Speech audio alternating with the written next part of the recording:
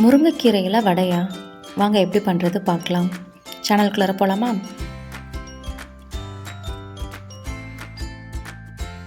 ஒரு கப் துவரம்பருப்பு, ஒரு மீடியம் சைஸ் பெரிய வெங்காயம், கொஞ்சமாக மிளகாய், ஒரு கையளவு முருங்கைக்கீரை.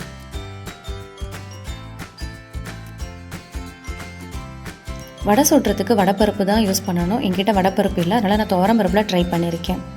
1 மணி நேரம் துவரம்பருப்பை நல்லா ஊற வச்சு வாஷ் பண்ணிவிட்டு அது ஒரு மிக்சர் ஜாரில் ட்ரான்ஸ்ஃபர் பண்ணி கொரகொரப்பாக அரைச்சி எடுத்துக்கோங்க.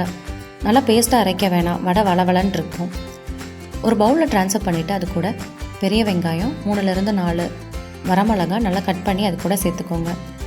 சேர்த்துட்டு அது கூட தாராளமாக முருங்கை இலையை சேர்த்துக்கோங்க. சேர்த்துட்டு நல்லா கலந்து விட்டுருங்க.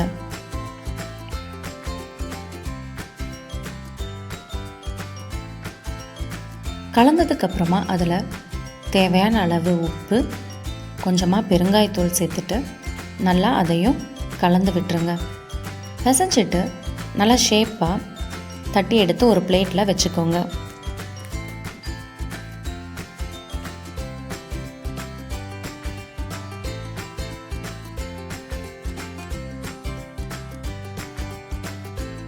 முருங்கைக்கீரையில் அயன் சத்து, விட்டமின் சத்துன்னு நிறைய சத்து இருக்குங்க.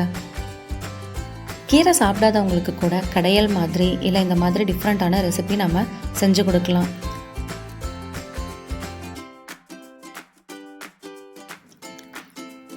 எண்ணெய் நல்லா சூடானதும் அடுப்பு சிம்மில் வச்சுட்டு மிதமான சூட்லேயே வடையை பொரிச்சு எடுங்க.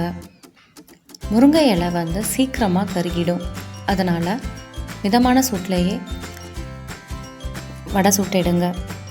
அதிகமாக தீ வச்சுருந்தீங்கன்னா மேலே சீக்கிரம் வெந்துடும், உள்ளே வேகாது. கண்டிப்பாக இந்த மாதிரி வீட்டில் ட்ரை பண்ணி கொடுங்க. கீரை வகையை சாப்பிடாதவங்க கூட டிஃப்ரெண்ட்டாக இந்த மாதிரி செஞ்சு கொடுத்தா கண்டிப்பாக விரும்பி சாப்பிடுவாங்க.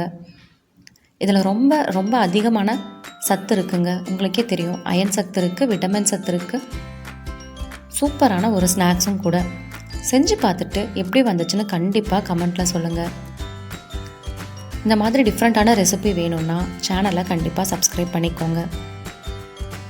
வீடியோ பிடிச்சிருந்தா கண்டிப்பாக லைக் பண்ணுங்கள்.